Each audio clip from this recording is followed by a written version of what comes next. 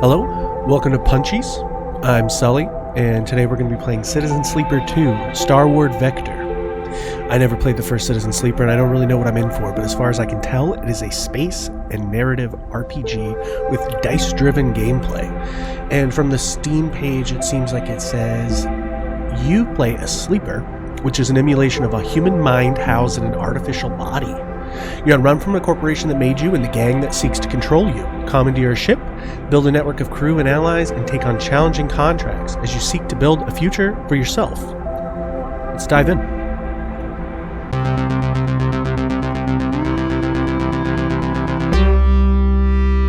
Punchies!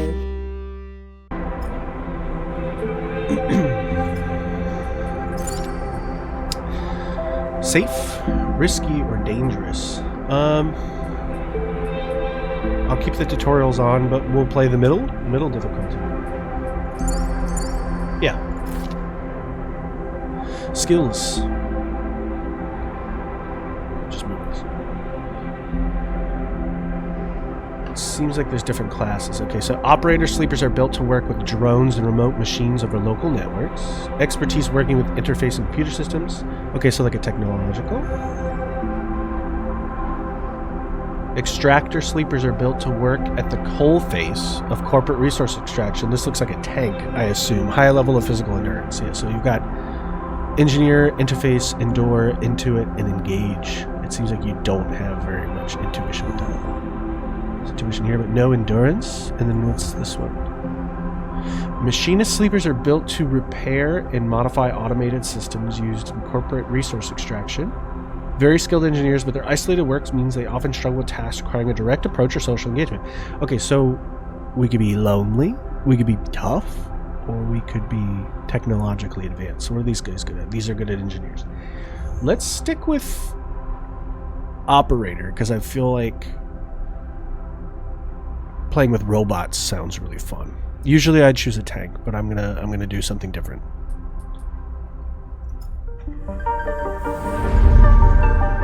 I'm going to turn the game down a little bit.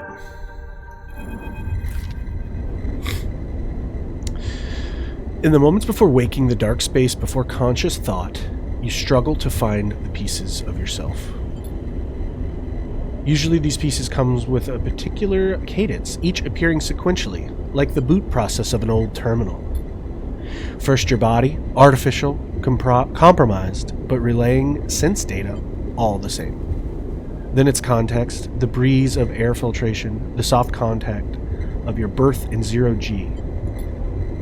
Then emotion coming into focus, coming into your body, bringing with it that first instinct, the one that has framed your past 100 cycles, fear. But that familiar sequence does not arrive. Instead, you are unmoored in space, your body distant, your context silent, even your emotions somehow obscured and scattered. Among all that disarray, only one familiar thing arrives, the fear. It is scrambled, panicked fear. The drowning fear and the falling fear. The fear that makes you reach desperately for any stable point. It is the fear that tells you something is wrong. Something is very wrong with you. Wake up, sleeper. The voice is whispered in your ear, an act that makes you suddenly aware in your head, pulsing in pain, your body rigid with tension. Sleeper, a familiar name, a mind copied, emulated, a body built, implanted, one person sleeping until their debt is worked away. Their double being made to work, to be consumed, and eventually to be destroyed, a proxy, an emulation, a sleeper. That is what you are. Okay, I'd like to summarize, but it just keeps going. But you escaped, you remember that now, broke free of your corporate creators, Essenarp, in search of a future. You cannot remember the details of your escape, but you know the fear has been with you ever since. All of a sudden, you remember you have eyes, and your eyes flicker open. Pale eyes and a pale face. Lane. The name comes with its own specific sensation of fear, one you recoil from instinctively. Sorry to interrupt, a sharp smirk, but this ends here. You search your mind for more than a name. Is this how you reward me for my generosity? Lane is leaning over your horizontal floating body, looking down into your eyes. I took you in, protected you, gave you purpose. You try to look away, but the corners of your vision... You try to look away, to the corners of your vision, to find something you understand. Your body does not respond. But I suppose that wasn't enough. He reaches into the pocket of his jacket and retrieves a small vial. This wasn't enough? The vial glitters. The object you know and have known for a long time. Stabilizer. The drug that keeps your artificial body, your emulated mind, from inevitable decay. The only balm for your planned obsolescence. The liquid rolling in the vial fills you with disgust. Lane pockets the vial, but it would be wasted on you now. After what you've done to this body of yours, he looks at you with palpable disgust. I wonder what's wrong with your body. Lane's eyes scan your body, and as they do, you become aware of the wires and tubes attached to you. Those that were meant to free you from your dependence, from the stabilizer and the control it grants Lane.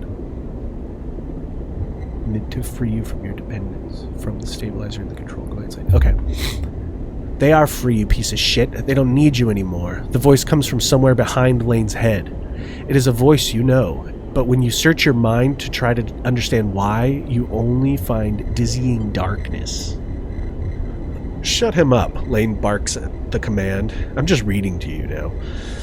And you hear the sounds of impact, of pain from elsewhere in the room. You try to move your limbs again, and this time you feel a flicker, the twitch of a finger. You feel the extension and compression of synthetic muscle. Free, are you? Lane smirks. Should I give him a voice? You were free when I disabled your tracker, when I gave you the stabilizer you needed.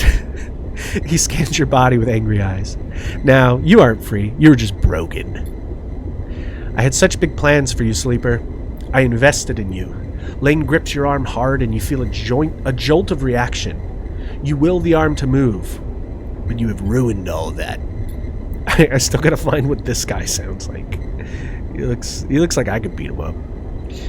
Lane speaks louder, over the sound of your struggle behind him. I will try to preserve your body, of course. I have my own uses for it. But your emulation? You feel one of his hands searching behind your head. He finds and grips the thick cable running into the port at the base of your skull. I will burn that out. Oof, I saw a red flicker.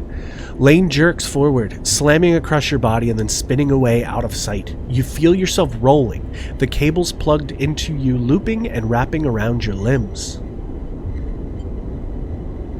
Okay, so he, kicked you?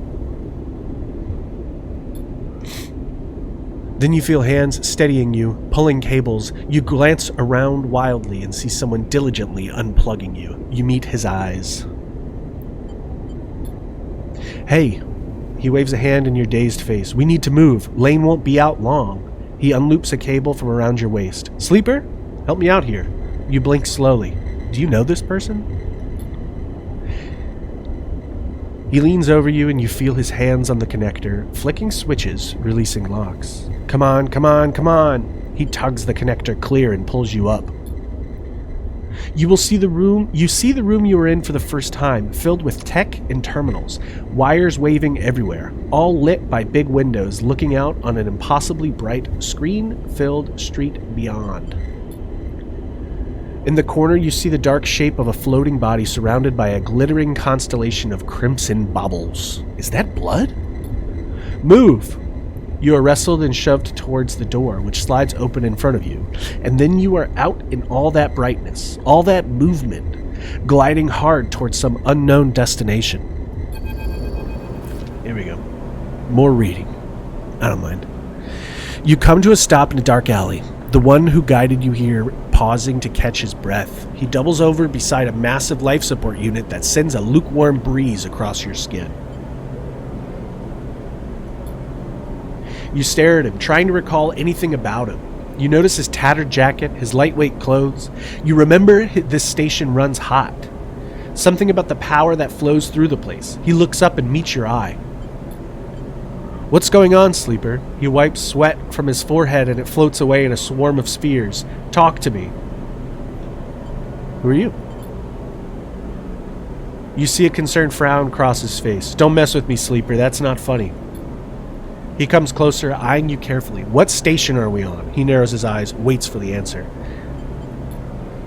You close your eyes trying to recall. You force your way through the dark to the image of a city, growing on the back of a vast set of hexagonal solar cells shadowed by them. You open your eyes. Dark side. The word leaves your mouth like an exhale, an instinct.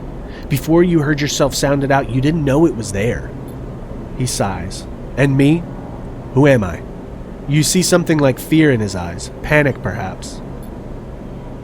You stare hard at his face, the slight upturn of his mouth, the intensity of his stare. Nothing comes. He closes his eyes and drops his head, putting a hand to his temple. You're stressing him out. We're stressing him out. The reboot. He is speaking quietly to himself. Lane interrupts the process and he lifts his head and stares at you.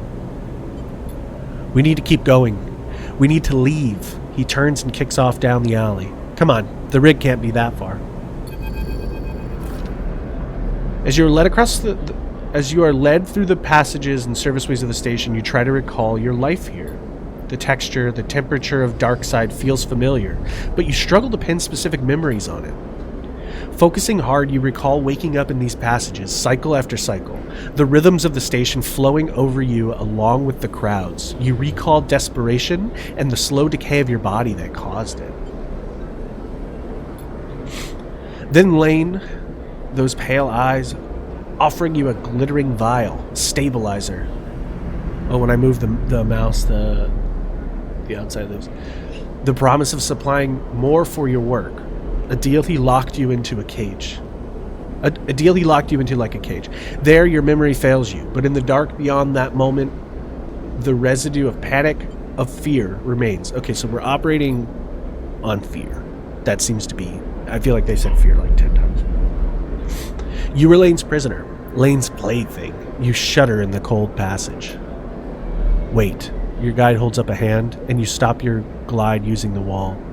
Ahead, you see the tunnel opens up into a wide, open bay, with a few doors leading to cylindrical tunnels, the docks.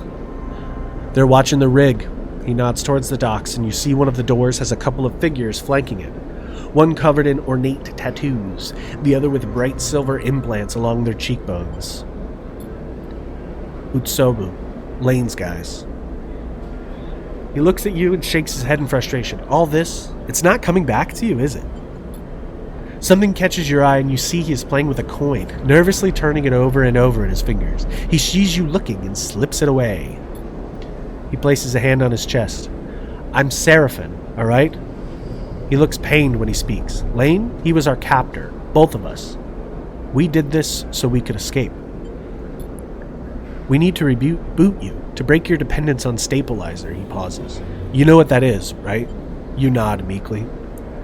Okay, so stabilizer keeps you, like, imprisoned by Lane. Is it a drug? Must be a drug. But Lane interrupted me back there. The reboot didn't complete, and he sighs and shakes his head. We can still make this work. He looks back at the docks. I'll lead them away. You get the docking bridge open. If we make it to the rig, I know how to get us in. Got that? He searches your face for a sign of recognition. I'm going to say I've got it, because I understand what a rig is. Get that door open. He pats you on the shoulder. I know you can do this. Seraphin knocks off hard and glides into the docks. Okay, so there must not be gravity here either. Over here, shitheads, he bellows to the guards as he barrels through. They immediately push off from the wall, giving chase. You wait a breath, then glide across the door they were guarding. You look, already panicked, at the tightly sealed door, its control panel locked out. You hear a shout from somewhere nearby. You need to get it open. During scenes, you may encounter spell checks where you can perform certain actions using your skills. Like the dice actions you will encounter later, skill checks can have a positive, neutral, or negative outcome. The better the rating of your skill, the more likely you will succeed on a check. The odds of success are displayed when you select the check. Okay. You can see more info from the guide section of the pause menu. Okay, so it looks like I can hack, because eventually I'm going to get little baby robots. Let me move my camera a little bit. Let's try here. Because this tells me my odds you couldn't see. 50% positive, 50% neutral, 50% neutral, 50% negative. Okay, so we want a positive effect. check passed. Neutral outcome, excuse me. I don't think that was good. Or not as good as it could have been. You shift to the control panel, trying to understand the readout. The door is on emergency lockdown. Somewhere you hear more shouting. Your fingers hover over the keys. You switch to the administration layer and begin flooding the door operation system with spoof requests, obviously, desperately hammering the controls. The control OS crashes and the door judders halfway open before failing. Okay, so we got a half-open door. Go, go! Seraphin flies past you, through the doorway and into the docking tunnel. You turn to see the 2 guards approaching fast across the docks and quickly glide after Seraphin. So everyone's just floating like Charlie and the Chocolate Factory bubble scene. Seraphin is already at the rig's door, inputting an entry code. He must know it. The rig's door scissors open and you both rush inside. Quickly! Seraphin grabs you by the arm and drags you up to the cockpit, the ship's layout hazy in your mind. So you've been here before. He dumps you into a flight seat and straps himself into his own. You see him tap a series of buttons as he does, talking to himself. Come on. The rig's drive rumbles into life, and Seraphin slams a button on the console. You feel the force of the ship's acceleration as it pulls away.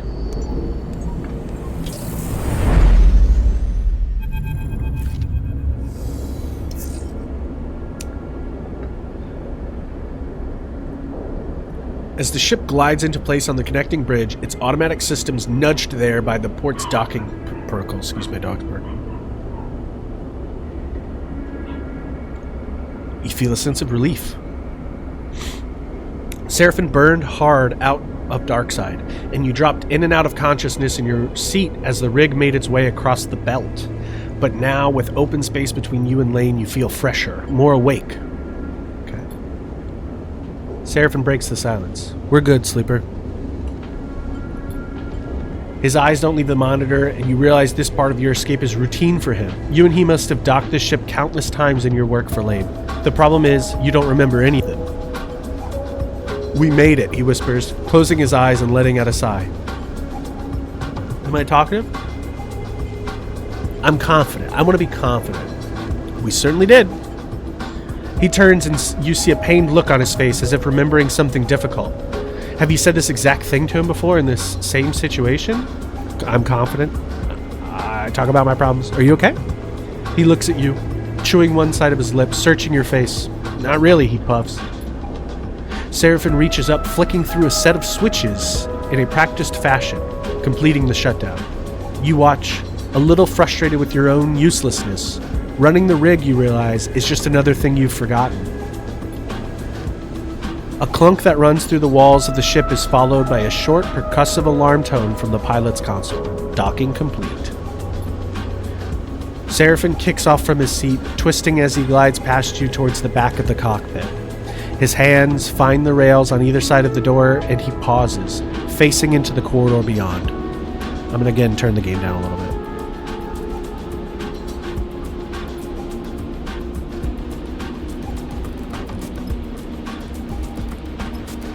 Looks like there's a... Okay. He turns back to you, backlit in cold cyan.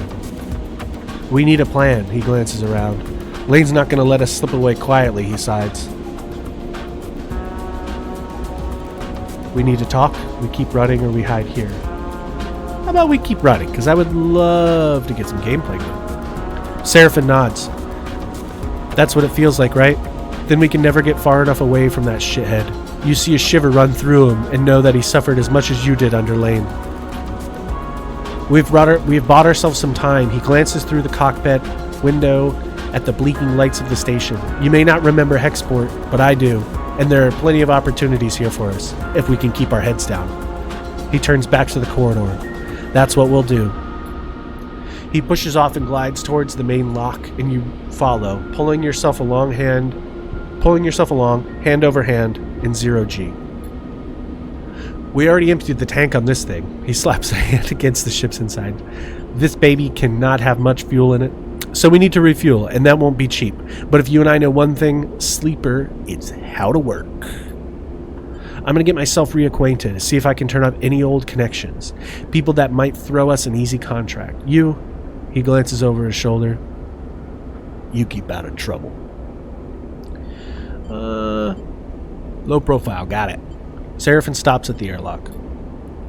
stopping the reboot halfway through. He pulls a worn crew jacket from a locker and starts pulling it on. We don't know what that did to you. He jams an arm into his sleeve. I don't want you passing out and... He stops. I'll be fine. Don't baby me. It'll take both of us. We can work together. I'm confident, but I understand teamwork. Seraphin sighs. I hate it when you're right. We must be a thing. He grabs another crew jacket and thrusts it at you. Just put the damn hood up, will you? You take it and slip it on. Seraphin nods. He stabs at the button to open the lock. The inner door hisses open and Seraphin glides through. Wait for a little bit, then leave. Anyone following us will be looking for two people traveling together. He looks at you in your worn crew jacket, a limited disguise for what is clearly a sleeper. We meet back here later. Any trouble? Same thing. Meet here. He surveys your disguise again and shakes his head. This is a shitty idea.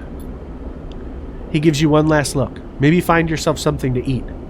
Suddenly you recognize Seraphin's instinct to look after you, a flash of a relationship now lost to the reboot. See, I think we love each other. Catch. Seraphin throws a handful of something towards you. Is it money? You manage to grab the projectiles, and when you open your hand, you see a stack of cryo-chits. Clearly. Those should get you some food. We'll need some more fuel and supply. We'll need some more for fuel and supplies, he grimaces. That means odd jobs on the station, for both of us. Seraphin kicks off and glides down the docking bridge. Don't go too far, all right? He shouts as he leaves. Take it slow. And with that, he is gone, leaving the connecting bridge and heading into Hexport's docking concourse. You wait for a moment in silence. I don't want to think about either of these guys right now. Make a plan. You try to think ahead of what might be coming. You'll need work, that's the first step, but what then? Lane will be coming eventually. The sooner you can put some distance between you and Hexport, the better. So that's the plan. Rest, resupply, and run. You shake the thoughts from your head and pull the jacket tight. Let's see what Hexport has to offer. You kick off and glide into port. Welcome to Lseeper 2, Starward Vector. The game runs in cycles during which you can perform actions with your dice, use cryo to buy food, fuel, supplies, and items. Perform actions with your dice. Use cryo to buy food, fuel, supplies, and items. See, I read that wrong. Progress clocks toward new scenes and events. You can review tutorials at any time in the guide section of the pause menu. Use the mouse wheel to scroll your view. Select location with left click, right click to leave a location. So, should I right click? Right click. The rig is your ship and home in the Starward Belt. While the rig is docked at a hub, there are multiple areas you can visit. Bunks. Use dice to reduce stress. Galley. Use supplies to regain energy. Other locations will unlock as you play. Okay, so you get like a little base. While the rig is in dock at a hub, your crew will also help to gather resources and contribute to the upkeep of the ship. I want a big crew. I want a lot of boys. You can choose which resources they should focus on in the crew task menu to the left. Okay. They have a random chance of acquiring it at the beginning of the following cycle. Okay. Right click. This clock is a cycle clock. It will progress towards an event each cycle. It's... Okay. Hexport docks. Hexport exchange. Let's go to the docks. In Citizen Sleeper 2, you perform actions by assigning action dice to them. The higher the dice you assign, the more likely you will succeed at an action. Okay. But your dice will be modified by your skill. You've got skill modifiers. For the action is displayed on the right and will reduce or increase the value of the dice assigned to the action. Like skill checks, dice actions have 3 outcomes: positive, negative, and neutral. Each action is also rated safe, risky, or dangerous based on the outcomes it has. The more dangerous an action is, the more significant both its rewards and consequences are. For more information on dice actions, check the guide. Okay. Explore the docks. Hexport connections. Chat to crews. I want to explore the docks. What's the danger? Can I look at my skills? What's this?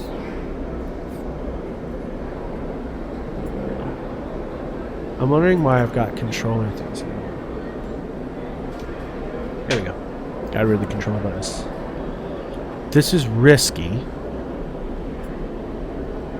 Seems so. Maybe we want one of these. 50% positive, 50% neutral. That's pretty good. I wonder when these refill.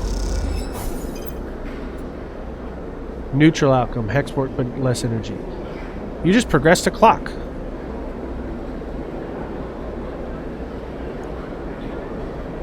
What did I get?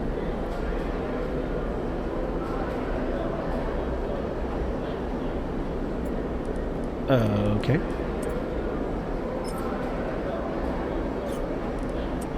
I wonder when I get new guys. Let's try a 4P. Let's see. Chat with crew. Oh. There we go. Neutral. I haven't had any positive outcomes yet. It doesn't say what that did. Oh, the Hexport docks thrum with life. There are contacts to be made here. You are sure of it. Okay, so I gotta try again. Let's try another high one over here.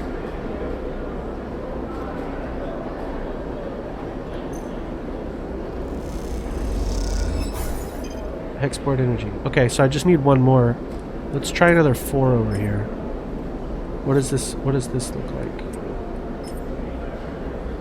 50% chance neutral. Alright, let's try this.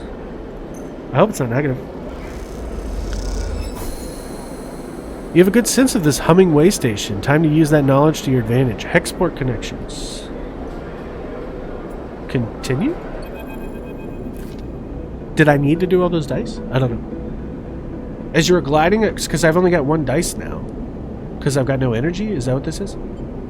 As you are gliding across the docking concourse, you hear a scuffle. The noise of raised voices cuts through the conversation, drifting out of the dockside shops.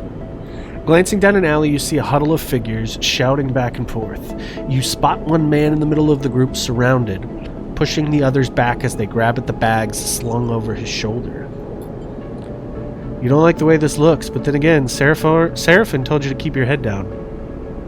This looks like bad, or I could cause a distraction, or I could wait it out. Is there a way I can see my skills?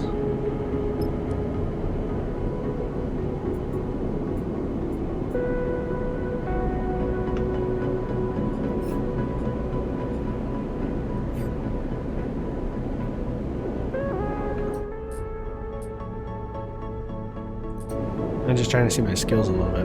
Map, push, glitch, rig. We'll figure it out. Shift, control, alt, shift. Tab. No.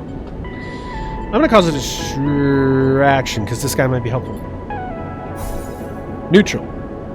You look around for something that could break up the fight and see the thick cooling pipes running down the alley wall. You quickly try to understand. I love the music, by the way. I'm sure it's picking up. Hopefully, I'm picking up over it, though. There's some good synth, though. You quickly try to understand the system and choose a valve to start spinning. As you do, the system begins to vent in sequence down the alley, violent jets randomly bursting into the air. There's a scramble in the alley, and you spot the figure who was being attacked drop down to the alley floor. Then your vision instantly fills with pale liquid as a jet of coolant jumps out nearby, missing you, but sending you spinning in 0G. After a few moments, you manage to steady yourself. A few moments, so you're spinning for like minutes. I am spinning for minutes. As you do, you see a clear alley, the assailants having fled with one figure gliding towards you. Look at this guy. Wow. I suppose you think that was clever. The man gives you a severe look.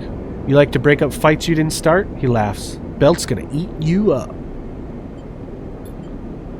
He shifts the large bags on his shoulder, weightless but unwieldy in 0G. I was helping. The man laughs. Well, he shakes his head. Thanks, I guess. He kicks off and drifts past you. You watch the man go, and then, after a moment, he stops and turns back. He rubs his forehead, looking down as he goes, "What's your deal, anyway?" he sighs. "Maybe you are new here, but Hexport is no place for do-gooders. Should I be meaner?"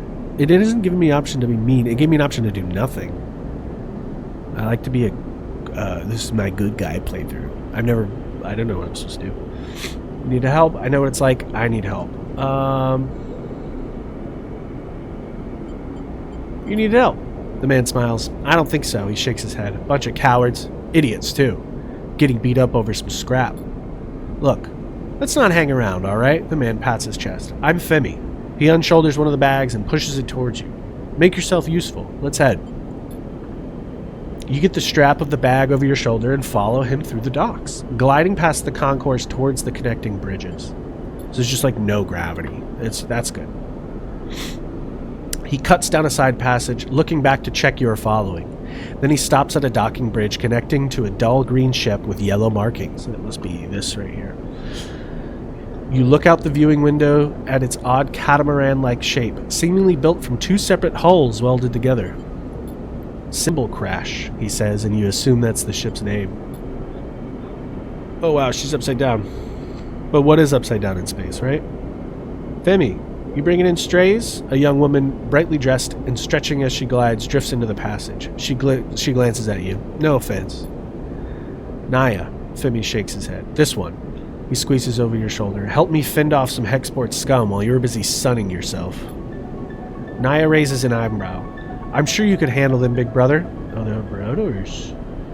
Her glib response hides the flash of concern that passes across her face. You can't tell if Femi noticed. Naya turns to you. Thanks. She smiles sweetly. And I am sorry for my brother. She shoots him a glance. Just in general. I like their dynamic. Naya, Femi murmurs. Enough now. He reaches over and takes the bag you were carrying. Naya rolls her eyes at you, but stays silent. Factory Row wouldn't take these. Femi hefts the bags. I'm gonna load them back up. Maybe we'll find a use for them. I wonder what it is. He turns back to you. Thanks for the assist, Lseeper. He nods firmly. Not what I expected. He slaps the button for the bridge door and kicks off along the docking bridge on his way to the symbol crash. Naya looks at you with raised eyebrows. I hope my brother was joking, or did you really help him? I tried. Thank you. She looks back at the ship. My brother needs help more than he admits. It's okay. She pauses, thinking. I want to ask you something. She takes a deep breath, then gives you a direct look. What is she building up to? Are you looking for crew? She looks away. Sorry to be direct, but you seem like, well, if you are on Hexport, maybe you are with a crew. She stops herself. I mean, maybe your crew needs crew. Maybe you're looking. I mean, I am. I said I want a bunch of people. I am. She struggles to hide her smile. Naya looks back at the ship, then you. Look, I'll be honest. Being on a crew with my brother is nice, but he is suffocating me. She frowns at her own bluntness. I'm not a kid anymore, you know? But he still sees me like one, she shrugs. I want to show him I can handle myself. I need experience. I need to run some contracts. I'm just going to turn the volume down here. It's loud in my headphones, so let's fix it. I need to run some contracts. She gives you a determined look. What do you say? I'll think about it. I would love to have more crew. I want 20 people living on my little baby ship. We can all sleep together. For sleeping. It's not a... I'm a good salvager, all right. You can use me, she smiles. I can spot things, find gaps, ways in. She folds her arms across her chest. I know what I'm doing. Femi taught me well. She glances back at the ship. Just consider it, all right? Let me prove myself. Suddenly, a shout comes from the ship, echoing down the passage. Femi. He makes both of you nervous. Naya looks in his direction. I should go. She pushes off towards the docking bridge. I'll be waiting. Naya gives you one last glance as she departs, then disappears into the docking bridge, leaving you alone in the passage. Okay. New local crew available. Okay, so that's the Benz. The warehouse. And this must mean there's cryo here? Let's check out the bar. And Here you can eat in exchange for cryo. Okay, so it costs money. That's what the C means. Eating gives you energy and stops you starving. Different foods give you different amounts of energy. Buy a Ben's fry, a plastic bag, flash fried salt flecked tubers, the Ben's fry. Bring spacers back to the scattered tables of bar, cycle after cycle. Or I could play Star and Stoker. SNS is a space gambling game played with custom magnetic dice. Chits are stashed in symbol-marked cans, and winning is ruthlessly luck-based. Well, I want this. I need energy. There we go. So that's my energy bar. I think I got 2 from that. I need 2 more. You squeeze your bag and crunch a handful of crisp and greasy radishes and potatoes. Not bad at all. There we go. My energy's back. But when do I get more of these? And I'm going to spend my last dice on this because I want to see what happens when this...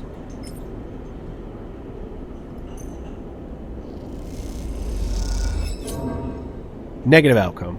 Well, okay. You've used all your dice for this cycle. You need to end the cycle at your ship, the rig, to re-roll them. Okay. So I gotta go here and sleep.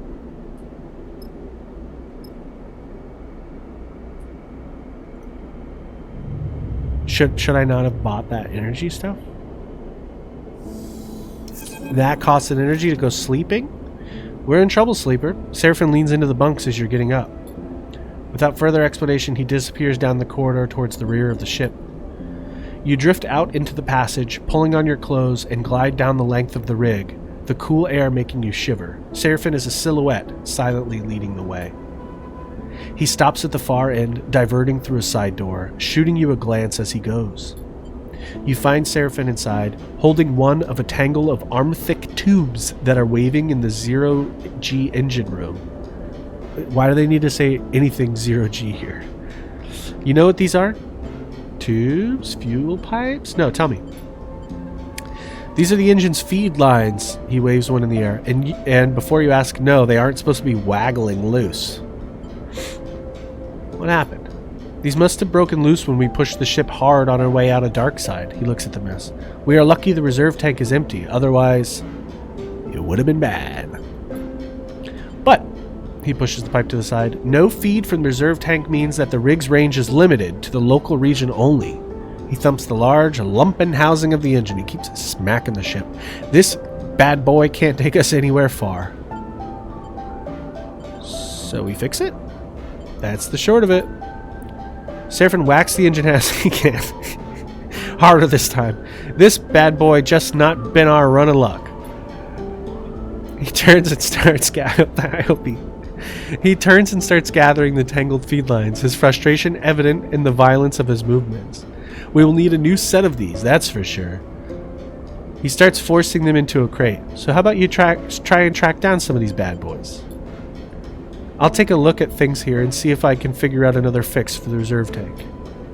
He glances up from his work. From what I've heard on Hexport, Factory Row, I think I was there, is the place to find ship fitters. Maybe you can do some recon while I sort this place out. It's on the other end of the station.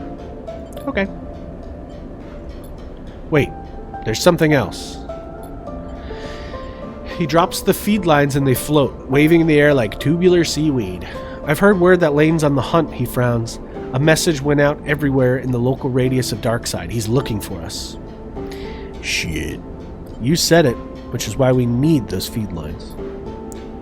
I'm going to try to work something out. Maybe I can improvise a solution. I don't know. I'm no ship fitter.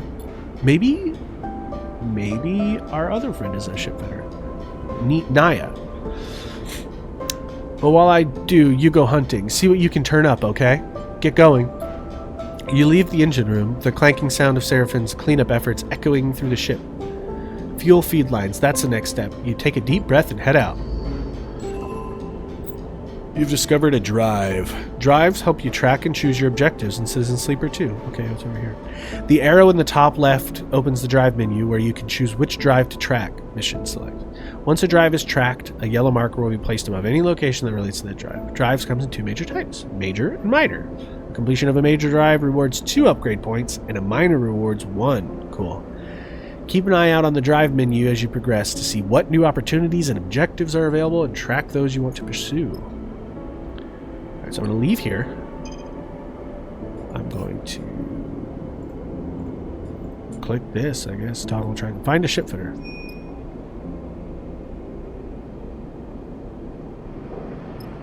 That's Factory Row.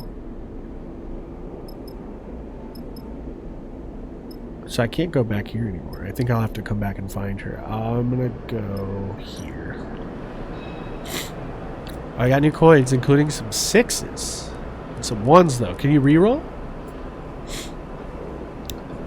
Close this. Search the row. Haul materials. Helping might win you some fans among the factories, but it's dangerous. And I don't have Endure very much, so I gotta go with my intuition. The factory owners of the row speak mostly in terms of supply and demand, but going door to door might help you find the ship fitter you need. Let's try a little one. 50-50. What's this do? 100% positive. What's this? 50-50. Okay, so this is just as risky as 2, so I'm going to try to burn this dice. I don't know what negative would be, though.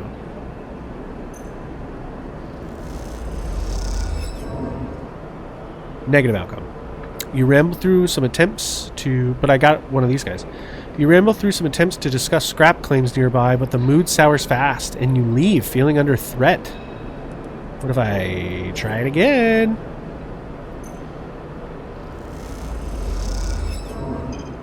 I don't think I've had a positive outcome yet. You ramble through some attempts to discuss scrap claims nearby. Okay, but I'm at 2, so let's try this one. What is this? What's it going to be for this? Oh! Sorry, I thought I clicked it off. What does this do? Still pretty bad. Yeah, you only get a 4. Okay, so I have a -2 here. I'm just neutral here, so let's just start this. I'm going to need energy again. Hey, that filled the whole thing up. Maybe I should have done that before. Jeez. You have a little trust with the factories. Now the trick is not to waste it.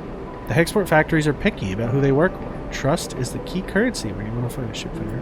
Continue. Factory row howls as you glide through the cramped passages. Whatever its many bays and rooms once were, they now serve as containers for industry of every kind. Warring manufactories, I like that word, precisely engineer components with rapidly shifting arms, while scrappers hammer incessantly at bent ship plates.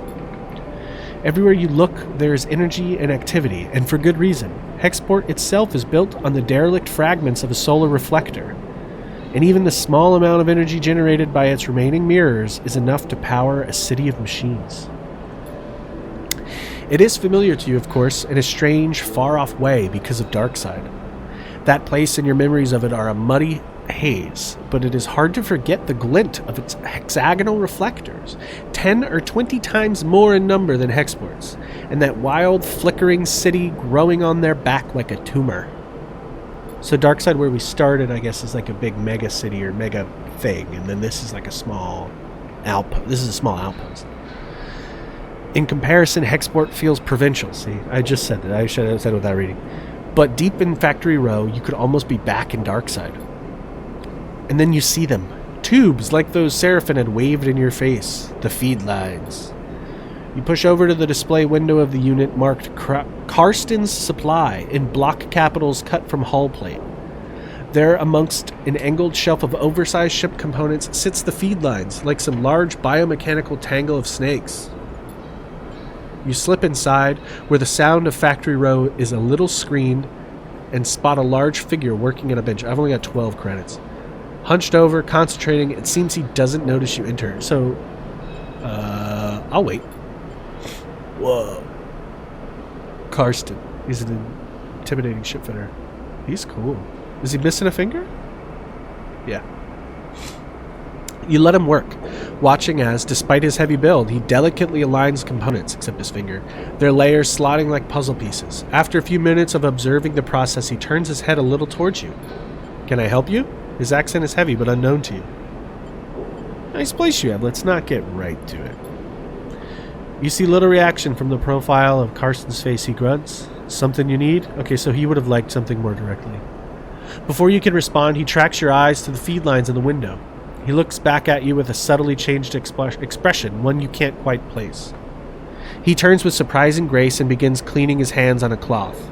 Those sharp eyes scan you, but Karsten's thickest features do not betray the results of his assessment. Custom built those for a client that never collected. He looks at his hands while he speaks, checking for stray oil stains. You have one of the old MEVs, then? I don't know. He sounds out the letters in a way you don't recognize as he speaks. He's from Space Russia. You try to recall anything you know about your ship, but the memories elude you. Perhaps Seraphin should have come along. That's right. Always good to see one of those still running. You gotta be confident here, because we're negotiating. Look. Karsten drifts over to where you are standing, his imposing height evident. For a fellow enthusiast like you, he continues in a distinctive monotone, let's say a few hundred cryo on clean chits. He shoots a glance at the feed lines. 400, let's say, to be precise. I don't have 400. Karsten looks you up and down and sniffs. It's expensive, I know. It's a shame, but it's just what they're worth. He screws up his mouth a little into something that might be a smile. However, I'm more of the bartering type myself anyway. Barter sounds good. He seems nice. There's a little favor I need a crew for, and well, you look like you might be a good fit. He tucks the cloth away in a pocket and clasps his hands. I know of an old Solheim wreck out there, very old, pre-collapse. It's tucked away in a dead zone, so no one has ever really cut it, he shrugs.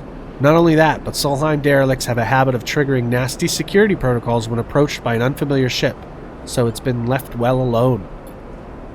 But a salvager like you, with an old Solheim rig, I bet it wouldn't even flinch if it saw you coming, he smiles. I have a special interest, a need for that old tech. All those Solheim ships had a data core, and while I don't care about the accounting reports or material ledgers or whatever they keep on that damn thing, I do care about the hardware. So, if I was to find you back here with that data core in your cargo hold, clean cut and complete, that's going to be hard if I don't ever roll positive. Well then, I could see my way to doing a straight barter for those feed lines. Karsten pauses, sniffs the air again. You just need the coordinates. Simple as that, he repeats in his monotone way. So you interested? Because I'm a busy man. I'll do it. Alright then. He holds out a heavy hand for you to shake, and as you automatically reach out, he grabs your forearm instead. He pulls you closer, squeezing your arm. Let's keep this one between us, alright? It's our deal. Before you can respond, he thumbs a little drive into your palm. Those coordinates. And then he lets go of your arm with what you swear is a wink. You take a moment to gather yourself, and by the time you do, a whirring fills the air, Karsten having returned to his workbench. You turn and glide out of Karsten's supply with a growing mix of anxiety and excitement, and the pit of your stomach and the cacophony of Factory Row in your ears. A contract. Hey, Seraphin might even be impressed. You look at the drive in your palm and smile. This could be a route out. You think of leaving this place behind in possession of an improved ship, too. Suddenly, a small but firm hand falls on your back, an equally small voice coming with it. Hey, wait up! Oh, cool, it's Junie. You turn in the passage to see a young woman, her hair waving from a rapid glide. She clearly just came out of it to catch you. She steadies herself on your shoulder. Sorry, wanted to catch you. I'm Junie. Her dark eyes flick around nervously. You notice the portable terminal she carries, something data scrapers call a deck, and her backpack full of components and trailing wires. Karsten, she starts, still catching her breath. He sent me to grab you. She smiles, that flat smile again. Want me to come with you on that job? Her eyes shoot down at the drive in the palm of your hand. I don't trust her. She glances back towards Karsten's. I guess he forgot. He does that sometimes.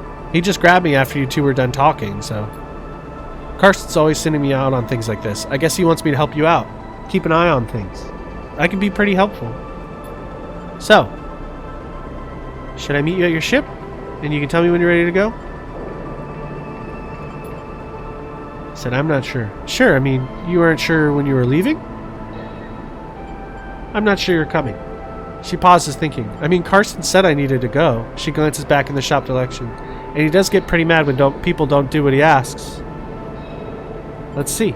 Okay. Karsten doesn't like waiting, but it's up to you. She pushes off and waves, looking forward to working with you.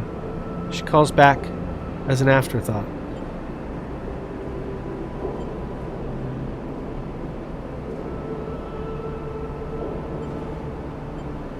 Let her go. You watch her disappear down the passage. Things are getting complicated already, but at least you have a contract and a way to get the feed lines. She clearly works with data based on the gear she was lugging around, which might make her useful when it comes to pulling out a data core, but the question is, what does she get out of it, and why didn't Karsten mention her sooner? You consider your options as you head back towards the rig. I think it said her eyes were like darting around and she was nervous. I wish I could go back and ask Karsten. I'd rather not.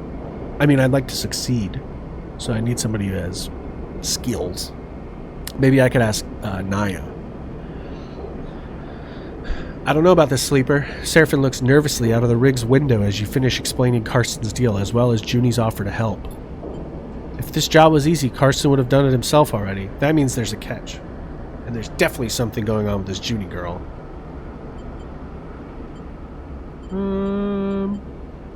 She would be useful. I do agree. She would be useful, though, no doubt. And we desperately need help on a job like this. What if we could get the cryo together to buy the feed lines? Is that even possible? I found a contract board at the exchange further in station. We'd take on a job?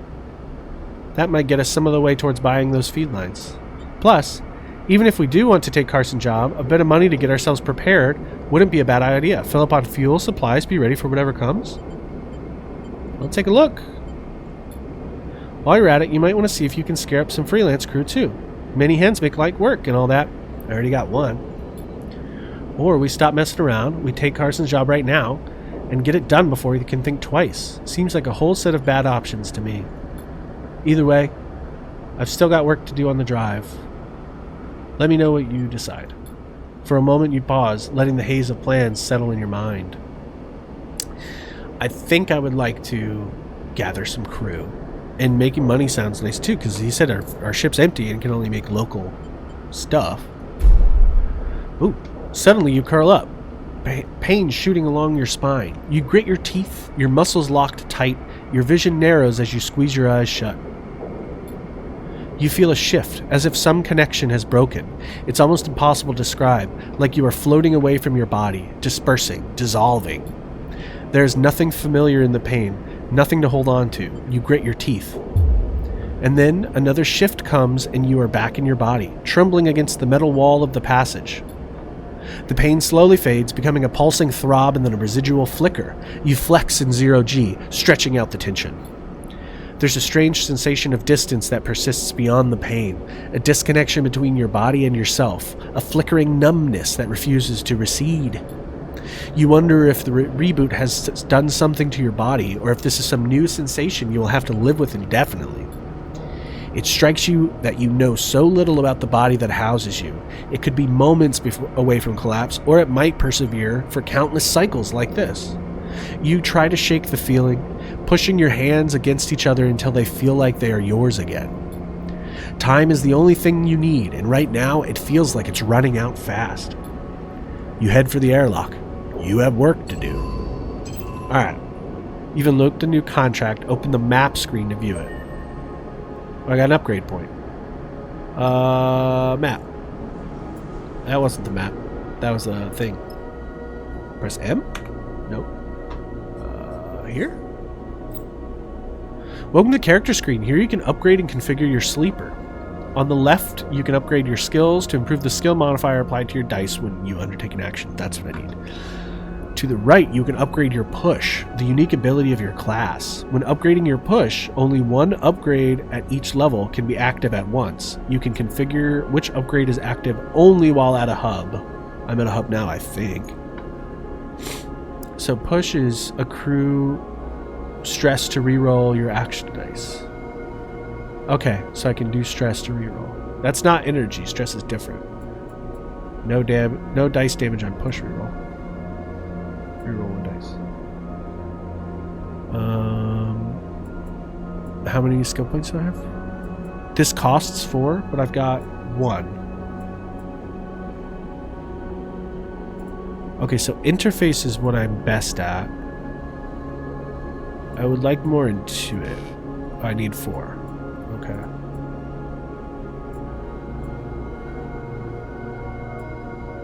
I don't have enough for anything.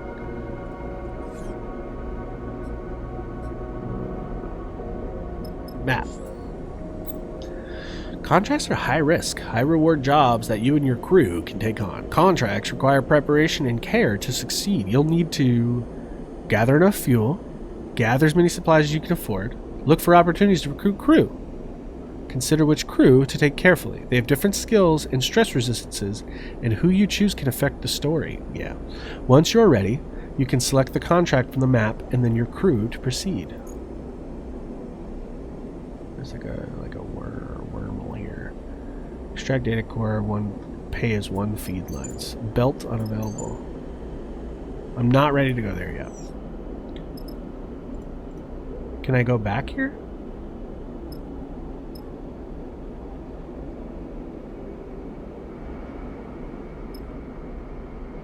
Alright, so we're going to get a crew together.